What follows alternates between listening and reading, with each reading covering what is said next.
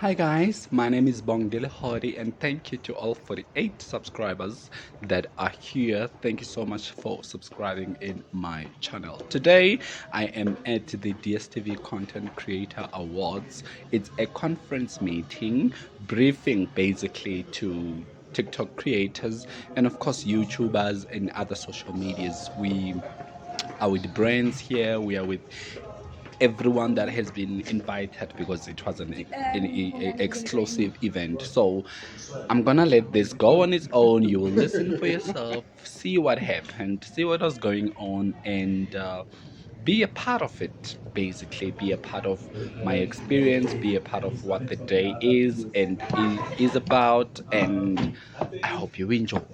Execution is the keyword I'm going to use here. It's like, sometimes you have ideas, right? And jot down your ideas.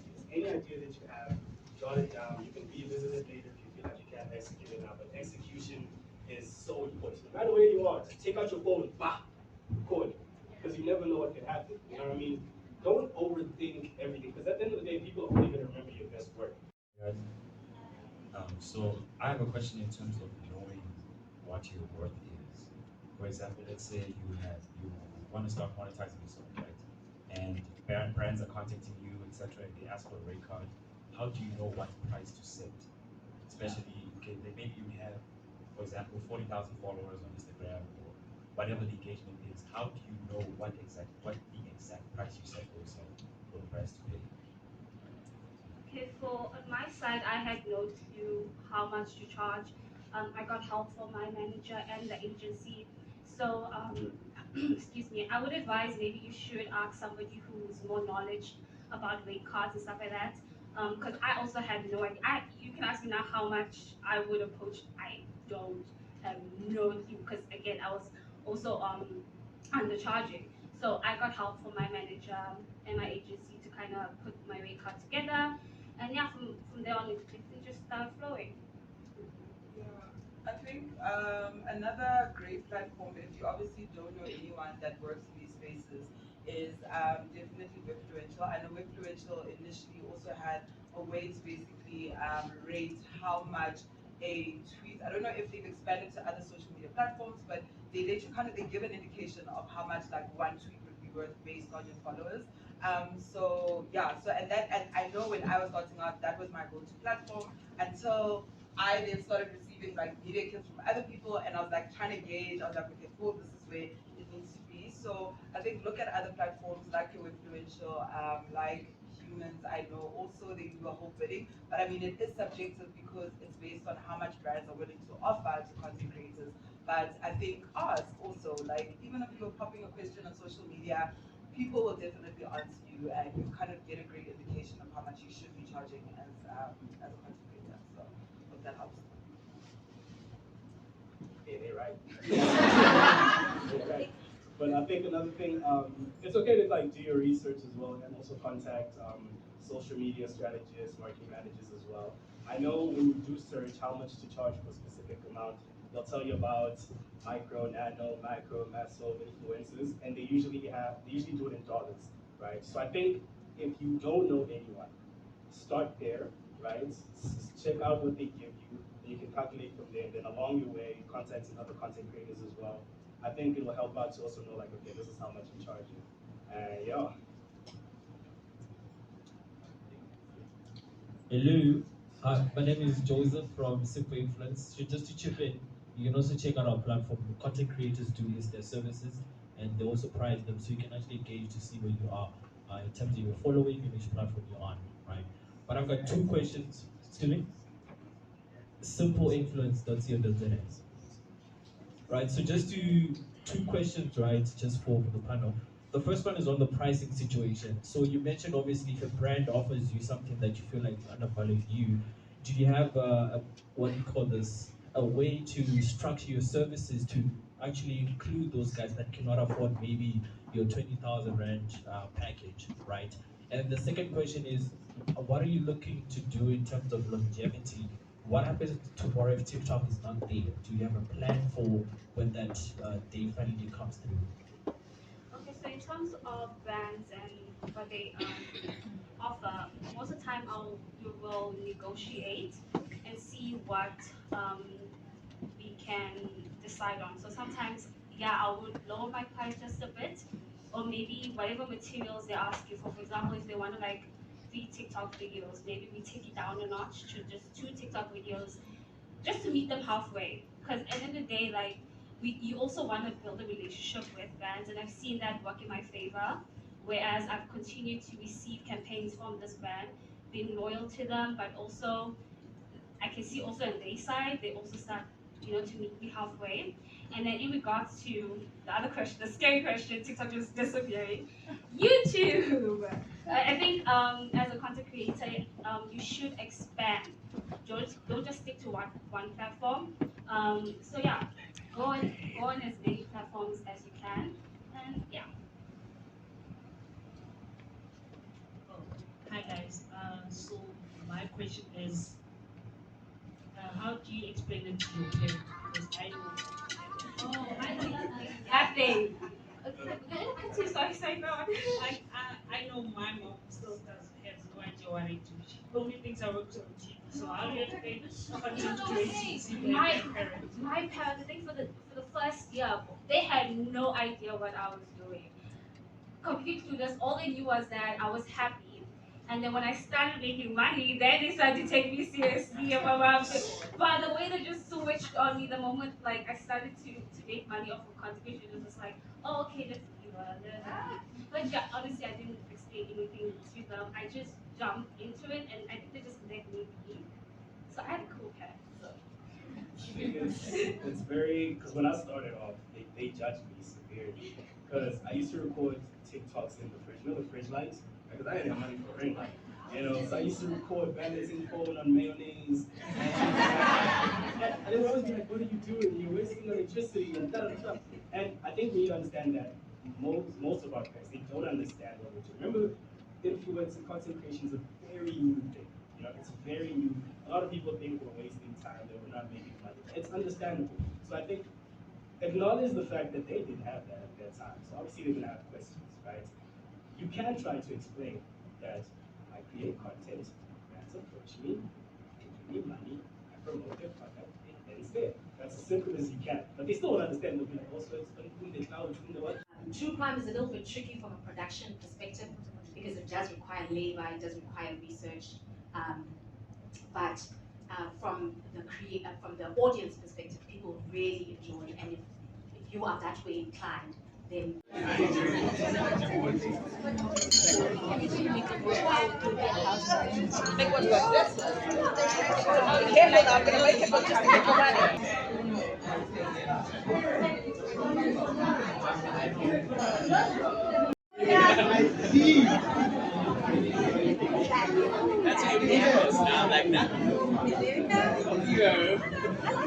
Or okay, cool, payment confirmed, or anything, or we're interested in working with you.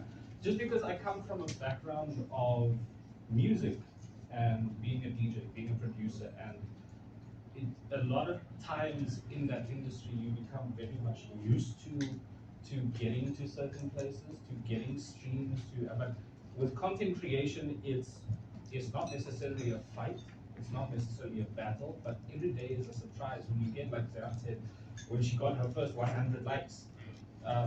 It's exciting because you're engaging with people every single day.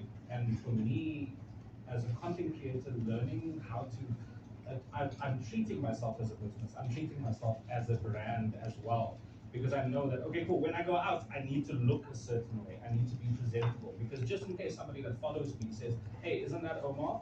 And walks up to me and I'm in shabby looking in my the brief from the actual client, you as me as an influencer have to first understand what is actually expected from the influencer.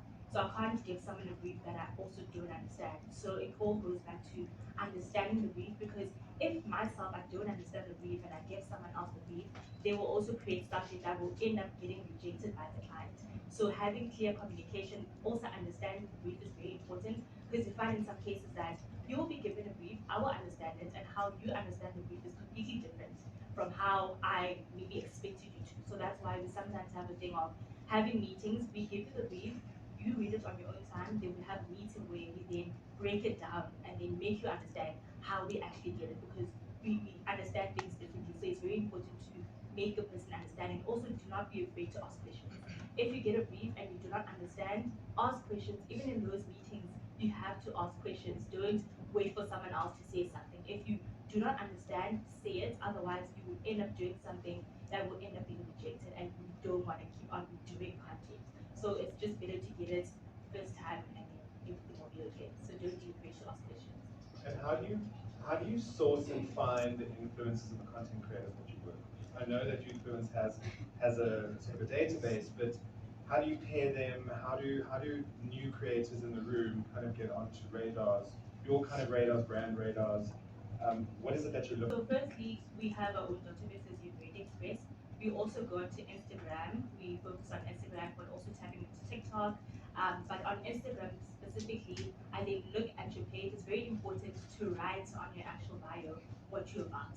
So I can't just assume by looking at the pictures or your videos that you are a content creator. You have to write on your bio your niche. You also have to write and specify that you're actually a content creator. If you're a YouTuber, also write it there, because that's where I actually going to sort you out. So you have to write something on your bio that tells me that you are a content creator and that you're ready to work and what type of niche you're into. So if you are focused on lifestyle, I need to see it on your bio and know that exactly, okay, cool, this person actually aligns with the brand that I'm currently working with, and I can reach out to this person. So for me, it's very important.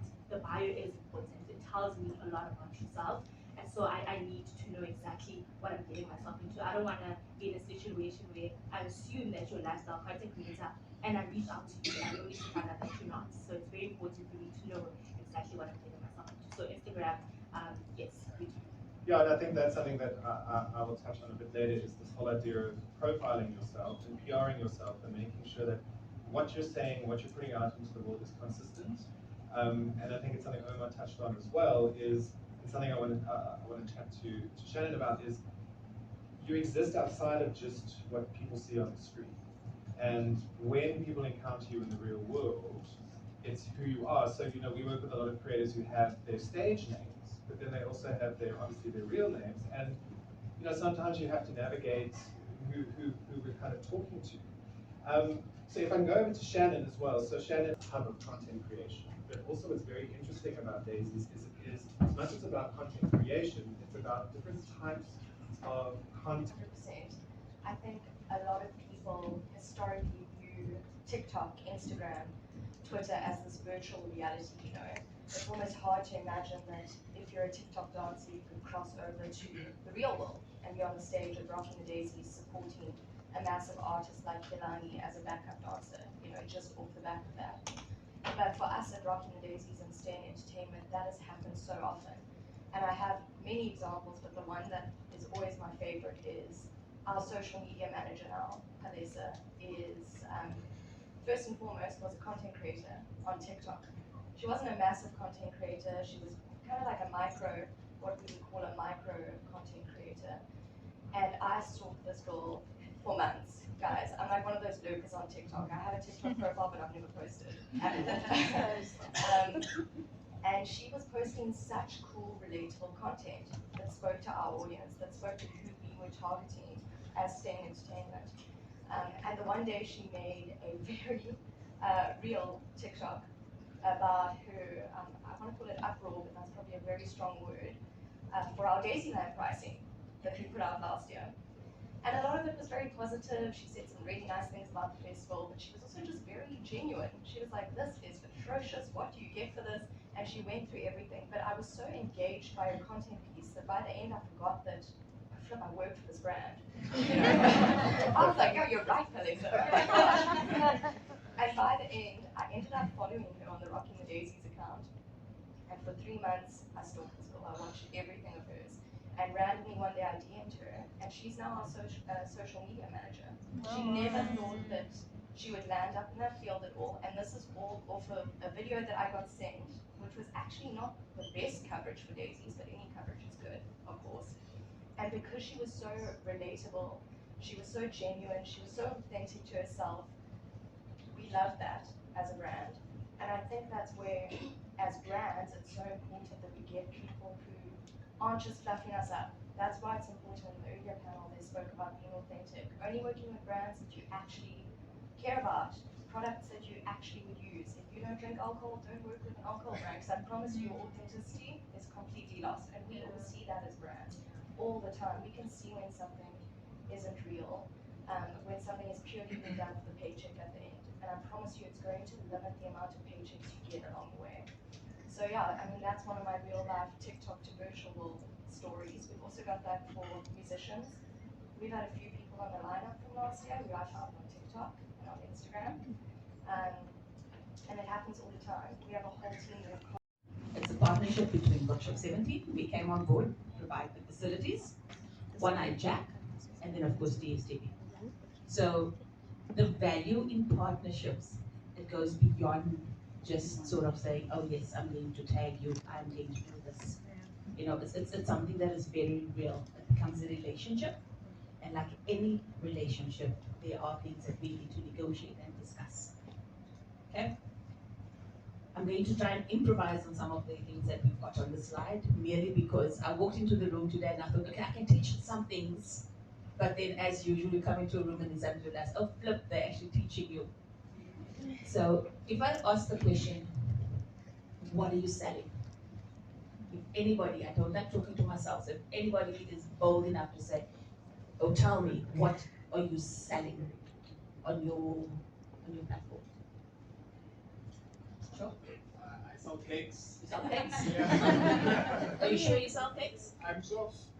Well, I'm not just cakes. I sell the experience of like There we go. dictionary. There we go. So when somebody asks you, what are you selling? It's not necessarily the cake. It's how you feel when you're actually having the cake, or maybe the celebration of that cake. Okay. So when you guys are creating content, it's not just about, oh, I'm selling the cake, or I'm selling the shoes. It's how I feel when I wear the shoes and how I associate with that particular brand. At Workshop 17, I don't sell. Target market, you must know who you're selling to. Sometimes people walk in and just be immediately like, okay, this is not a good customer, he's not going to pay me well. So you've got to know who your target audience is.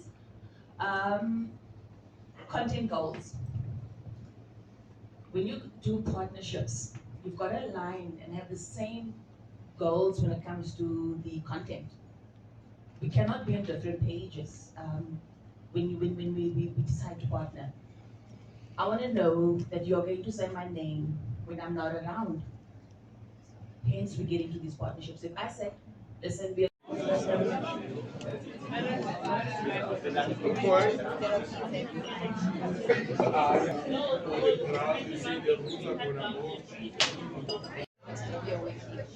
don't know whether to get good. I don't know what to like. Voice. Sounds like a very fancy title. At the core of it, what I do is I'm a content creator, I'm a content strategist, and my team and I are responsible for the strategy that gets enforced and implemented across the group when it comes to multi-platform video. So that's everything from YouTube to Reels or short form videos on Instagram and Facebook, and the most exciting part, I might be a bit biased, of course, TikTok. That also feeds into a variety of projects that we do. One of them is the reason we are up here today. It's a very cool incubator program that we launched about a year ago, specifically for creators native to the TikTok platform.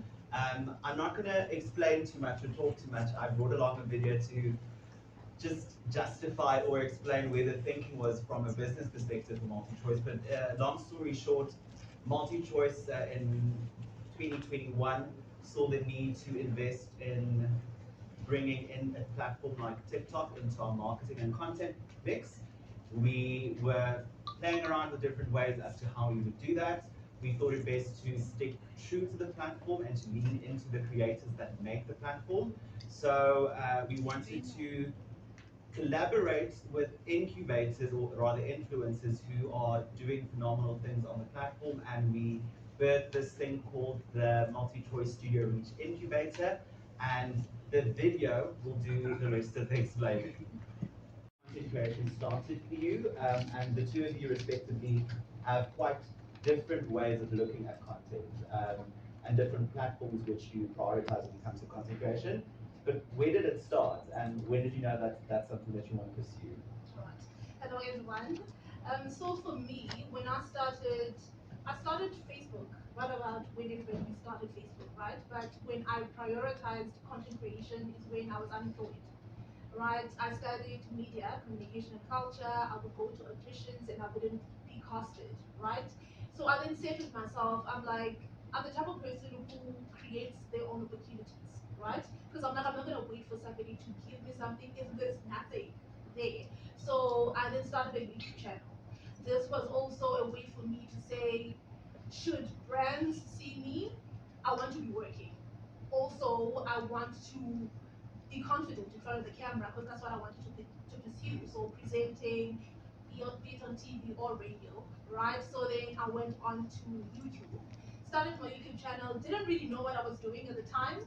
And at the time, I was just bored, to be quite honest, and also frustrated for not having a job.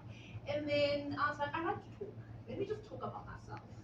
Then I started talking about myself. Then now watching other people, I was like, okay, the people actually mentioned something about a niche. Like I didn't know what that was, and for me, because I like to do a lot of things, I started baking, I started cooking, I started fashion, and 2 years ago, I then decided I feel like I'm doing a lot, right? And so let me split what I'm doing into other platforms. So then I took the fashion, I took the hair, I took the lifestyle to Instagram, and then that's how TikTok came about. I was like, I also like motivating people, right? Let me take that to TikTok, and then that's how it started. And now we're here. I like that. Hi everyone. Honestly speaking, I'm super shy. You Yes, guys- sir. Don't worry. I'm super nervous. It's quite easier talking to the camera than being in front of you guys. So I started content creating because I've always wanted to be famous, even though I'm shy. So I saw a few bloggers that used to work with H&M. I wanted that lifestyle as well, to get sponsors, to be here, and I started shooting when I'm making coffee, wake up, doing my laundry, and for me, posting on TikTok, it was more. Initially, I was doing this for. Initially, I was doing this for Instagram, but Instagram is for people who know money, and I don't like that. Then I was creating content for Instagram, but currently TikTok started booming, and in a way, I did trends as well when I started, but I realized that people enjoy watching my vlogs, and that's where I stick to vlogging because they love it. And that's how it started. I just wanted famous. I think for people who haven't followed Tabata yet, it's safe to call him one of the masters of vlogging. Nerve-wracking once you get in front of people. So we do this for a living, and we speak to hundreds of thousands of people every day, but we never get to see them. So please bear with us. If all of a sudden my English stops working, or I start stuttering, or I fangirl because I see somebody here that I recognize, please bear with us. As mentioned, I'm CZ James. And I'm Bulele. We are the Night Pulse team, relatively new. You can tell we practice that every single day. So our show actually just started probably, what, 2 months ago? 2 months ago, yeah. Yeah, which has been an incredible journey. We're not here to speak about ourselves, but we have to share our own journey as far as content creation is concerned and how it relates to the mediums that we work on. Yeah. There's nothing that we're going to teach you guys about how to create or curate content. Most of you guys here have bigger followers, bigger brand deals. I'm already fanboying. But we just wanted to tell you just some perspective from Prime Media, from 947 side, and also what we've gone through is just blending both traditional media, being TV, and because she does TV and radio, and how that impacts in our content daily. So, over to you, my friend. All right. As mentioned, I'm Bulele, and no, this is quite nerve-wracking, so please, bear with me. When Zahira asked me to come and talk about my journey, I was just like, why would you want me to do that? And decided to take a step back and actually just look at how the journey has unfolded. And I've only been with 947 for a year and a half. And in that space, I've managed to do 2 shows and do them like really well. But as a start, I started my radio journey on campus radio at UJFM, and then I always said I wanted to work for 947, and by the grace of God, we're here. And when I got to 947, I think the gradual thing that would happen is that one would start at graveyard, and you're just trying to prove yourself that, yo, I've got this, I can do it, you know. Started at graveyard, didn't stay at graveyard for long. I think I only did 2 shows at graveyard.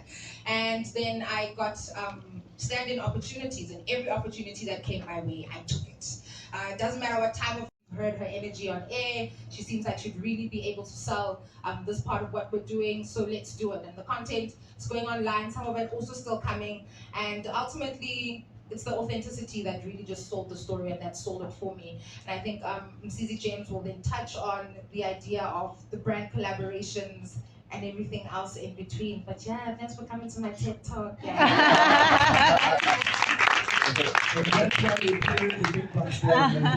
Yo, they actually hired me on Night Pulse to make sure she stops speaking. So I'm joking.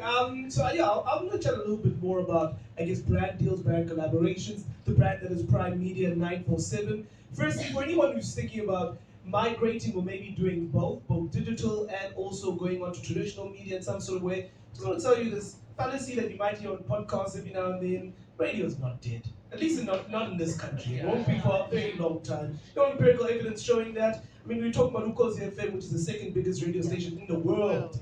Not just in this country, not in Africa, but in the world. So there's no science to that. But what radio has realized, Prime Media specifically, should I say, is that it's changing.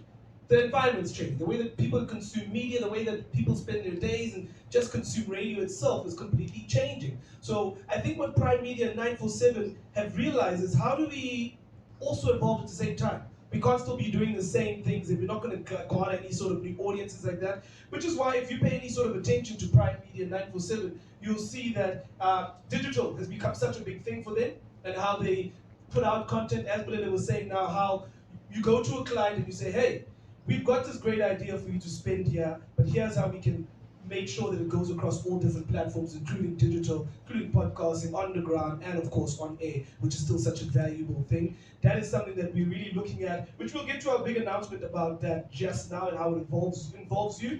But I think a big thing for most content creators, if you've decided to do it as your full-time job, is the brand collaborations, your brand deals. I want to tell you guys something, that you know, a little something that most people don't know. I don't think you know this. We earn a decent amount of money being on radio, right? We earn a decent amount of money being on TV, or whatever it may be in traditional media. And I have my own businesses too, and they do quite well. But the vast majority of my monthly income comes from brand deals. And not even a big brand on social media. But I think while that's happened, is of course the cross-pollination, being able to sell a brand on both radio and TV and social media is really good. So let's say a brand comes to 947 and goes, hey, we want MCZ to work on such and such. And I'll go back to sales and say, great, I'll add value by making you a vlog, or I'll add value by making sure that you get 2 reels and whatever. And so most of my monthly income generally comes from different brands that I've collaborated with. But I keep getting those because I'm also able to say no. To say no to things that obviously are misaligned with who I am. I think most people in this building, you kind of got an idea of who your followers are and why they follow you and what your USP is. And as soon as you stray from that in a way that's unbelievable, you can of course always evolve and change who you are and grow up, which is really expected of most of us. But also staying true to who you are is so important when it comes to brand collaborations, because people can see through that. You know, we've seen a very well-known influencer, not going to name this person, go and do something that was so misaligned, and everyone's like, how? What were you talking about? And we've seen it with celebrities in general who will be the brand ambassador for this liquor beverage, and then all of a sudden you see them in a club drinking a different one because it never made sense. It was just a quick cash grab. And those are cool for the moment. It might pay the bills and get you a new car. But as far as sustainability and longevity is concerned, that is what will kill your credibility and your trustworthiness. These people that follow us, of course, really trust us. When I say follow us, I'm also talking about the radio perspective.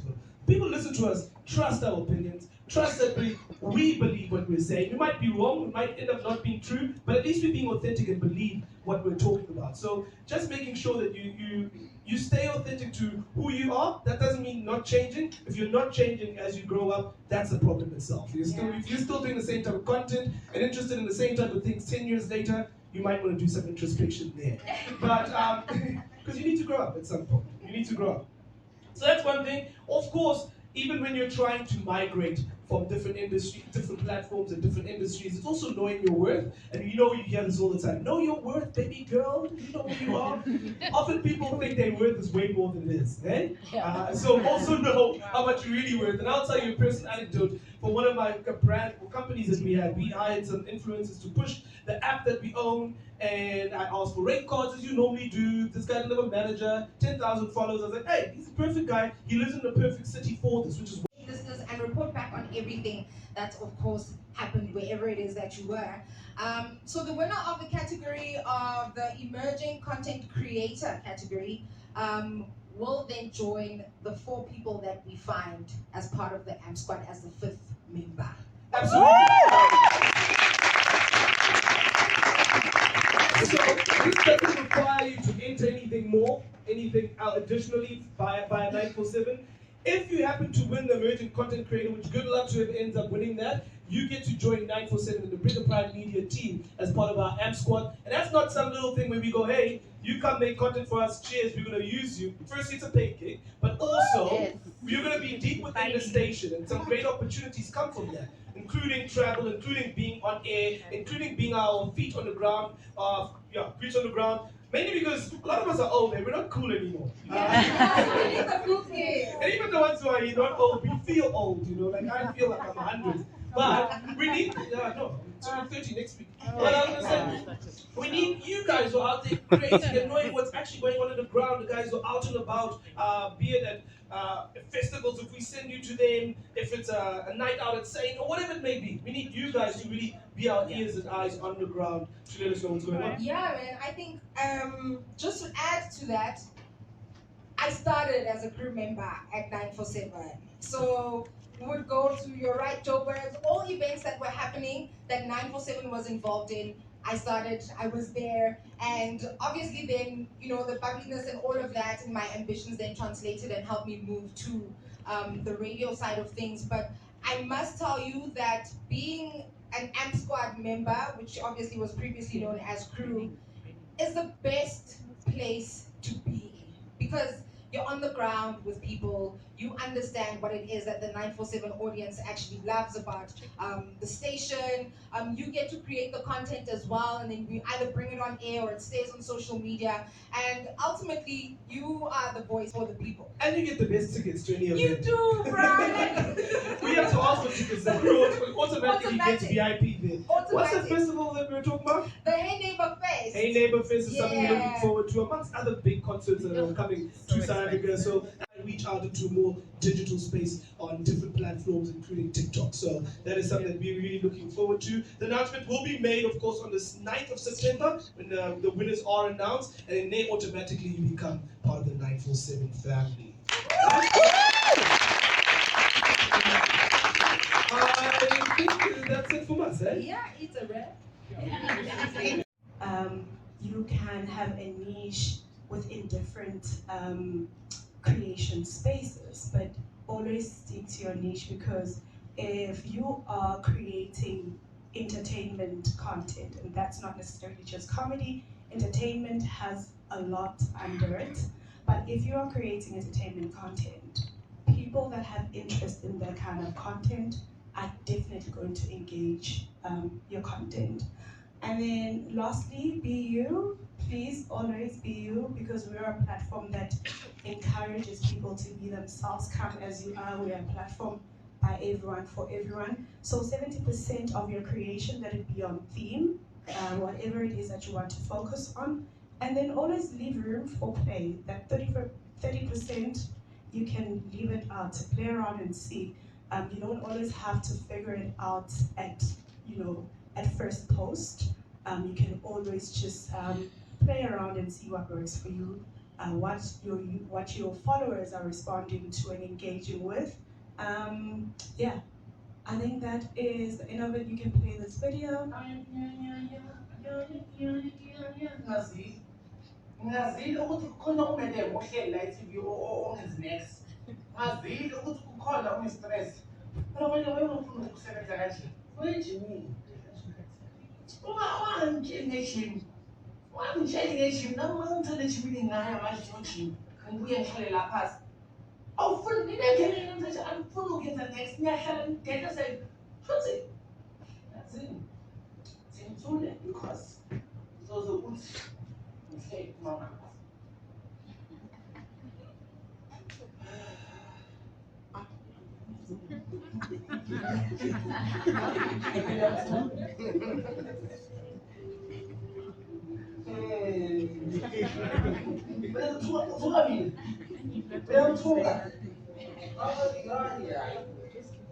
uyaphefumula uphefumulela mina ukhethela mina umphefumulo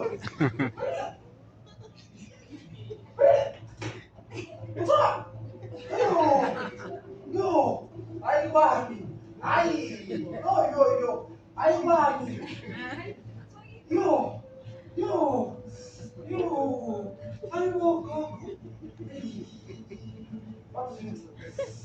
Sweet, sengilashina ekhanda phansi. Ngiyathuka la endlini.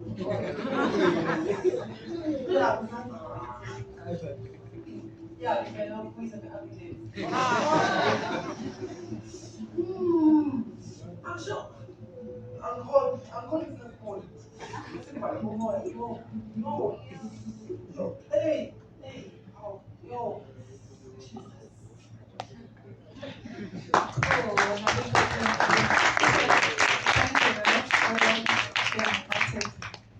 Some questions. Oh, you were very eager. Just before I get to my question, I'm an individual, so I'm a content creator, and I just wanted to actually advise anyone who still has a certain amount of followers on TikTok. It actually is a good thing to actually make a second account because it also helps you get to algorithm more and grow your own account. So the question is, when is my man's days over there gonna get verified?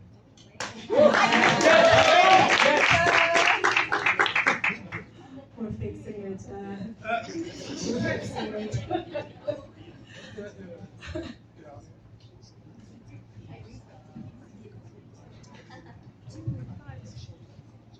Hi everyone, my name is Dstv and I'm also a content creator. So I have 3 questions for you. Number 1. So yes, that's why we always encourage you to post consistently because the algorithm actually reads.